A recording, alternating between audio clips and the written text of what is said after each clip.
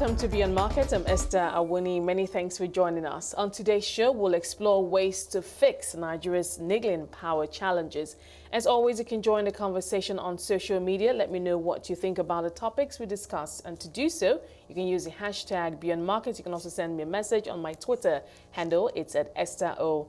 Awuni. Now, at a recent National Economic Council meeting, the governor of Kaduna State, Nasir El-Rufai, said Nigeria's electricity sector is broken as the government has spent 1.7 trillion naira supporting the sector in the past 3 years. Dallas Peavey, Group Chief Operating Officer at Armese Power Solutions, joins me to explore ways to fix Nigeria's power sector. Thank you so much, Dallas. It's a pleasure to have you on the show today. Thank you, Ms. Esther. Well, here we are again. Good to have you back to talk about Nigeria's power sector. We're going to talk about just a number of issues that are evolving and are making headlines. But first of all, I'd like us to just take a step back into 2019. Just look over the past year and look at the sector and see if you can, would you say that we recorded any wins and major milestones that perhaps took us a step closer to fixing the myriad of challenges? I think absolutely there were some wins, primarily for the customer and consumer side, because now the power is starting to get in the very sectors and very areas that customers need. The other is the issue was addressed of estimated metering and billing. You know that with the MAP program that NERC has rolled out, the federal government was supporting, with all the new MAP providers such as Armese and Income Electric, what we found is we're able to get the meters where it belongs so that people get what they pay for and they pay for what they get.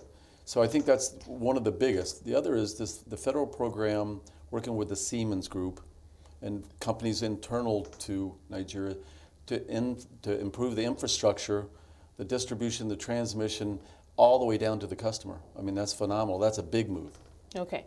I want us to quickly talk about Siemens. That made major headlines towards the end of last year, and that agreement signed between the Nigerian government and Siemens to help ramp up the megawatts to around 25,000 in the Correct. next 5 or 6 years or so. And there was so much enthusiasm. It had a lot of momentum. And I know, Armese, you're also involved in that. Yes. Can you bring us up to speed? Where are we now in that process? Well, you know, for the last 4 months of last year, after this program was rolled out, we were intimately involved with the federal government and Siemens from Income Electric because we're the premier provider of transmission distribution. And that project was moving very, very quickly. It seemed that all the parties were coming together, the programs were being rolled out, the locations and the work scope identified that needed to make these necessary steps. And then as of December the 1st, it just kind of faded off. We haven't heard anything in the last 2 months. So while it was a program that was accelerated for this purpose, it seems to have died off, and we haven't heard anything from anyone. Who's supposed to be driving this? The federal government is supposed to be driving this with Siemens, and then Siemens in turn is the manager of the overall programs, working with local, international companies to provide the resources. No word as to why things are slowing down. I mean, the if last you're we heard involved, that there were issues. I'm sorry. Okay, who are you talking to? Who's Armese talking to in terms of, okay, why are things... I'm just Siemens, the federal government, we're actually trying to work with the VP's office and the chief of staff of the president to find out where we're at, what needs to be done to expedite these programs to meet the requirements of the president's office and to get the power to the people. Okay, we'll get back to the Siemens thing, but let's just quickly, I mean, when you hear that in the last 3 years, this country has spent 1.7 trillion naira fixing the power sector, and when one looks at the commensurate returns, as it were, I don't know, it's just sometimes mind-boggling. But when you hear the Kaduna State governor say that, what comes to mind for you? Because I'm just thinking perhaps in the minds of would-be investors, that will raise questions. If this kind of amount of money has gone into this sector, and we look at it and it doesn't look, at least on the surface, that things are changing or improving, then there are more questions. Well, I think that, yes, it's a lot of money that's been spent. But you also have to look back. I mean, Nigeria is a big place. You have a lot of folks here that need power. And all of those systems are 50 and 60 years old. So to spend that amount of money in this 3 and 4 year period of time, yes, it's a lot of money. It's a big investment. But you also have to remember it's not just an investment for today and moving forward, but it's making up for the issues from the past. Even in Kaduna alone, Armese Limited has provided over 100,000 meters in the last 2 months. So that's a big step forward for Kaduna. But you also have PHED, you have Echo Distribution, you have Ikeja Distribution. They're all working hand in hand with the government as part of this initiative to get the power where it belongs. So it's a lot of money, but we've moved a long way from where we were 5 and 6 years ago. Okay, now let's talk about the value chain and recent developments, and that's around the multi-year tariff order, which, I mean, under the provisions of 2015, there should be a biannual review of tariffs. And I know the tariffs have been a very, sticking point when it comes to, taking this sector one step further to recovery. And I mean, there is provision in the law that allows the regulator, the NERC, the NERC to come in and review tariffs as, looking at the conditions in the market. But every time there's been a pushback. This time around, last year, I mean, there was unions, the National Assembly, reversed it. Now, NERC, NERC has taken this move, and then where it's been stalled again. I'm just wondering, because I've had all the operators here, from the discos, you have them all. I've had them all here, and one thing they've always pointed to is that, look, Esther, they tell me that, is that, Esther, if we do not have proper cost-reflective tariffs, we're not going anywhere. Well, I think that's correct. I mean, you can't operate a business if you can't meet your cost obligations, as well as continue to invest in the protocols and the infrastructure that you need to promote these power issues. I think that over the last 6 years, as you know, we've never had a rate adjustment. So the tariff, whether it was power generation or and the power to the people through the distribution companies, we've never had a reflective tariff. While we have the right, even as a company, not just from the NERC side, to sit down on a biannual basis to review a cost-reflective tariff. We've never had that. It's been rolled back on 3 different occasions.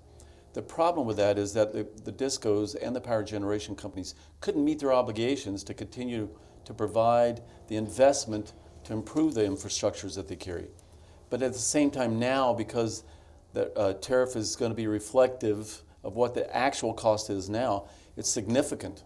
So it's going to have a big impact to those that were already struggling to pay versus over a period of time. But the government is already, making up for that gap. It's sort of well, they are. They're making up for the gap already. For us, it works very well in that we'll be able to start recovering from these last 6 years of not having that cost-reflective tariff. However, it's a big impact for the consumers, and we understand that that's a headache for some. On the other side of that, if you look across West Africa in particular, the price of even this tariff adjustment now is not as significant as it is in most other countries. I mean, the price in Senegal, Kenya, and all those places are expensive, much more expensive than here. So I would still think that the government and NERC has provided a fair tariff. It's just taken longer than we had hoped to get that cost-reflective tariff. Well, how do you see this conversation playing out? I know that, I mean, for now, the value chain, from the discos up to the gencos, it's all sort of okay at the moment because the government is bearing, the additional costs, as it were. But does it make you nervous that this conversation might, get maybe a little messier with labor union coming to say, you know what? Because what we're hearing is that at some point there will be a multi-stakeholder engagement where the people now decide, okay, fine, this is what we're willing or able to pay for tariffs. But are you nervous that it may get messier in terms of how that conversation plays out? Well, I think, as you said, all the stakeholders should have this discussion. And it should be shared not just at the point of impact, but it should have been shared over this period of time to continue to have this dialogue. I think from the union side, I see that they have a concern. I see that they have a need because it impacts the people. By the same time, they also want their employees or their representatives from their union to be paid a fair wage. If the company can't recover their cost, including the cost of labor, how then can you pay a fair wage? On those that are paying the light bill and the energy bills, they have to understand it's the same for them in your daily life. It costs you a certain amount of money just to go through your daily life. Fuel for your car payments, house payments, school payments, groceries, gas, all those things. It costs you money to do that. The same from the disco side, the generation side, even TCN deserves a cost-reflective tariff for what they do. Towards the end of last year, we did have lots of shutdowns and blackouts, as it were. I'm just wondering, going into 2020, could you point us to should we expect more of that? But if that's not going to happen, what's going to change things going forward? I think 2 things. I think if you look at programs like in Kaduna State Power for All, the Calabar project that we're working on together with the states.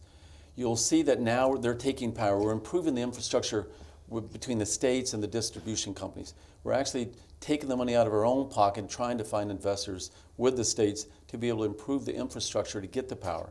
We're also providing meters from like Armese to provide meters to everyone so that they get the power.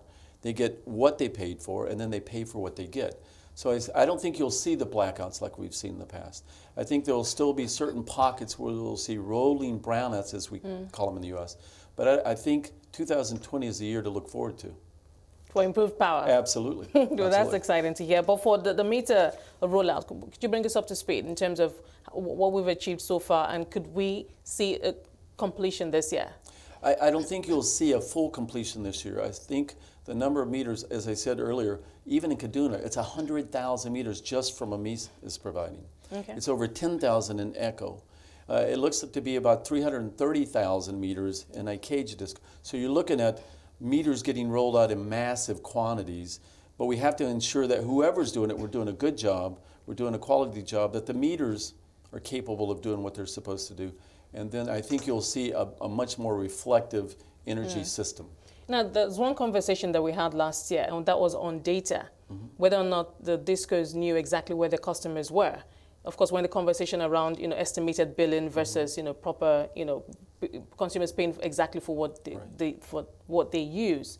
Are we going to have that conversation this year? And when it comes to data, what can you tell us in terms of how that's progressing? I think, yes, absolutely. I think we'll continue to have that dialogue. But what I think you'll see is that we're getting more and more into that area that we're providing more, meaning that the customer itself, the estimated billing has fallen by the wayside. The government has said that's going to stop. NERC has said that's going to stop. Even the individual utilities itself has said we have to stop that. We can't do estimated billing. We must meter the customer. So there's two things that happens. One, we must meter the customer where we're getting power from, which is TCN and InVet. We must make sure that the power going to the customer is what they're paying for. So I think you'll see in significant ways that falling by the wayside. I think that issue is gone now, for the most part. If you're just joining us, Dallas Peavey, Group Chief Operating Officer at Armese Power Solutions, is our guest today, and we've been exploring ways to fix the power sector in Nigeria. Dallas, thank you for your time so far. Let's move on to some other issues that, of course, made headlines last year, and perhaps we may see that continuing this year. Gas supply challenges. Where are we on that conversation? Are there any improvements, and what are you looking forward to in 2020? I think there has been significant improvements. I think part of that is, again, there are power projects being built directly on the gas pipeline supplies. What that does is it relieves the obligation to deliver fuel far, far and away so that you don't have the attacks on the gas pipelines. You have a better security handle around that. So I think that'll go by the wayside as well. I noticed that the government has stepped up all of its security efforts on the pipelines and the supply of gas. So I think that combination will improve the power for Nigeria. What about regulation? Are you looking could we expect changes? Anything new from the regulatory side of things? Or do you expect things to? Do you expect the status quo to continue? I know it can be unpredictable, but what are you looking forward to? Well, you know that at the end of November, 1st of December, all the distribution companies itself were sent notices of their license being investigated to have it taken away. You know, that was a shock to us. Not that we haven't made the efforts, and not that we haven't worked with NERC. It just came out of the blue that we didn't expect that. Over the last 30 days, even though the threat was there, you see that didn't happen. You know, the distribution companies in and of itself have a big burden to bear in this provision and supply of power. I think we've met that obligation.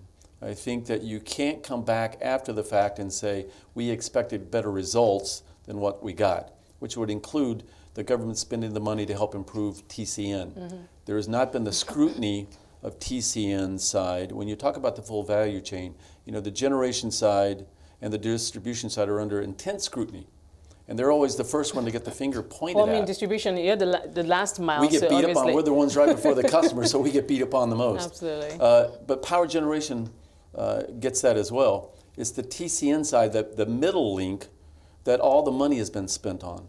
It's the middle link that hasn't quite made, they're the ones that needed to direct the power specifically in the areas of the distribution companies where the customers need it and where they're capable of paying for it. It's hard for even the distribution company to say, I'm willing to pay for power, but it's going into an area that there's no customers or that those customers can't pay for power. It has to be a continued dialogue, as we said. Now that goes back to the regulatory side. We want to continue to work with NERC to make the system work better from all the value chain, not just distribution, because again, we get beat up on the most. We're the one that has the finger pointed out because the customer wants their power, they want to pay for what they get, and they deserve that.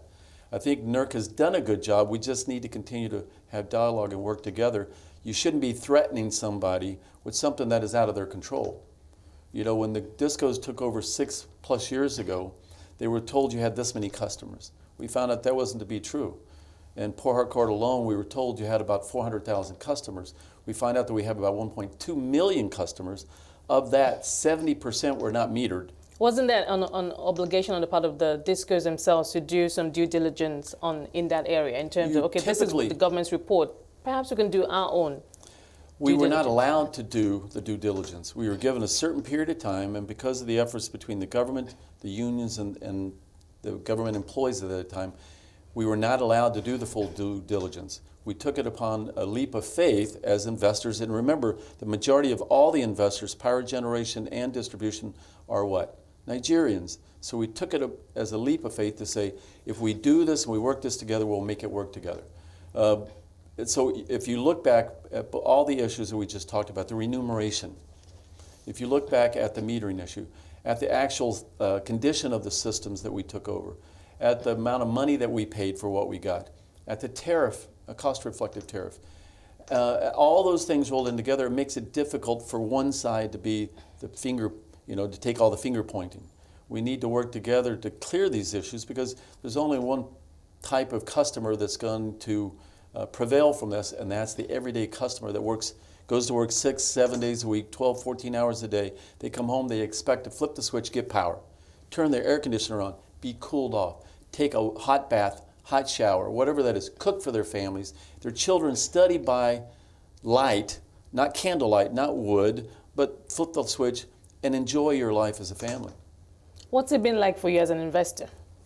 It's been very difficult. Having come from the generation side and then now from the distribution side, it's very difficult because, throughout this 5 and 6 year period, we haven't seen any ray of hope on a return. But we've continued to spend what we need to spend to make things better, to get through this period, because we're not looking at this as just a 3 or 5 year flip it kind of deal. We're looking at this long term. We're talking 20, 30, 40 years down the road. We want to make this work because we're Nigerians. It's interesting you said that because I was going to say that at what point, because when you say 6 years, I was going to say, okay, at what point, or have there been points where you've gotten to and said, you know what, perhaps we need to just take a step back and reevaluate this investment in this country? We've actually done that on several occasions. But what we said was when we had the dialogue with the government, when we had the dialogue with the supporting agencies, we said as a group, we can make this work. And so he gave us the continued hope that, okay, if we continue to work through these issues, work together, we can make it work, and it'll be a substantial investment in the long term. So that's what we're looking for. But do you still see light at the end of the tunnel? Well, I see the light. We're just hoping it's not a train. What we're hoping is that over a period of time, we continue to make these growths that I just talked about. As I said, 2020 is going to be a phenomenal year for power in Nigeria. I think that going forward beyond that, we're hoping as we take it step by step by step and that we work together, and it'll be very successful in the long term. Well, we're currently at somewhere around 4,000 or 5,000 sometimes. What can we look forward to this year in terms of, increasing? Well, I think with number. the Siemens program, I think with the metering programs, I think with the Power for All programs that we have, I think what you'll see is power is going to get there. So I think that 4,500 to 5,300 megawatt, I think we'll blow right through that. Regardless of the issues that continue to weigh on the sector. Yes, I think that we'll continue to push past that point because as we become more successful, more and bigger and better investors will be willing to come and invest in the systems. Well, that's interesting. I mean, that comment, because what I've heard so far is that those who are in are sort of trapped, and want to make it work more than ever, because, I mean, looking back 6 years, a lot has gone in and you rather look forward than look backward. But for those who are still watching on the sidelines, it's still a no-no for them. Well, I think the easy answer is to do just that, just to throw up your hands and walk away and say, take the license, just take what we've spent, and we wish you the best. We've said as investors, we've said as the owners and operators of these systems, we have to make it work because we live here. It affects us on a day-to-day basis. We don't want to just live in our houses and have a generator. We don't want to be able to have to move somewhere else. Nigeria is the country of choice. These investors have chosen to do this. From the start till now, they have to see it through. Has Armese worked in a market similar to Nigeria with similar power problems? Maybe just making some kind of a comparison in terms of how that country was able to somehow get it right, and then maybe taking a leap from that. I think yes. In fact, in Liberia, where we're working now, we're providing distribution, transmission, infrastructure improvements, metering. I mean, you're looking at almost 1 million people getting power over the next 21 months with meters so that they know they're getting what they pay for, and then they pay for what they get. That's a very similar comparison as far as the issues, but a much smaller scale. Population. But even so, you know, the way the discos and the generation companies are set up and segmented is they have their own segments. Echo, Ikeja, they have different problems than we have down in Port Harcourt and in those areas. The Niger Delta region is different in that people are struggling with unemployment. People are struggling because the oil, gas, refineries have kind of moved away, as a matter of speaking. So you have the different areas that we're trying to fill those gaps to make it work better.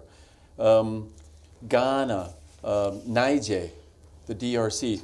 We work in all of those countries to do the same thing because we have this experience. We're trying to bring that experience there to help the World Bank, the IFCs, the U.S. Power for Africa, and even our own individual investments in those countries, like the Lero City, the one that we talked about earlier here. They have these same type of projects to help improve the economies and the lifestyle of the peoples in the very countries I just mentioned. The low income, the people that are just trying to get their feet on the ground to get going. All those countries deserve it better. That's what I see. It was much easier in these countries, like I said, I mean, lower population and smaller scale. So I guess Nigeria has been a very big test. It has been a very big test. For everyone involved. For everybody, from investors all the way through the value chain, it's been a big experiment, so to speak. But I think, again, and I say this every time I come on here, I see an improvement. If I didn't see that improvement, I probably would withhold my comment. But so what do you say to those people who continue to say that there are still fundamental issues within the power sector and we keep just blowing past them and, you know, making things work or having add-ons as we go, hoping that at some point everything will fall into place? What do you say to those people? Well, I think you have to continue to have faith. One is, this is not just a commodity that's by choice. You have to have this. Without power, you can't develop any nation. You can't develop the people of the nation. I think that it's required that you continue to push through with faith, continue to stand behind your investment, and then offer the support and continue to have dialogue so that you don't see just the expense, that you actually see that the money was spent and here's what it was spent on, and here's how we get past that point to the next point. Are there other, for Armese, are there other projects that you're working on? What can you tell us in terms of what you have planned for the year? You know, as I said, we have the Power for All, where we're looking at providing power and meters in Kaduna State for over 500,000 customers, so that they will, by the end of this year, the government has had us commit to him that we will provide that power and those meters so that his state alone will have power 24/7, and they won't continue to go through this where they don't have power.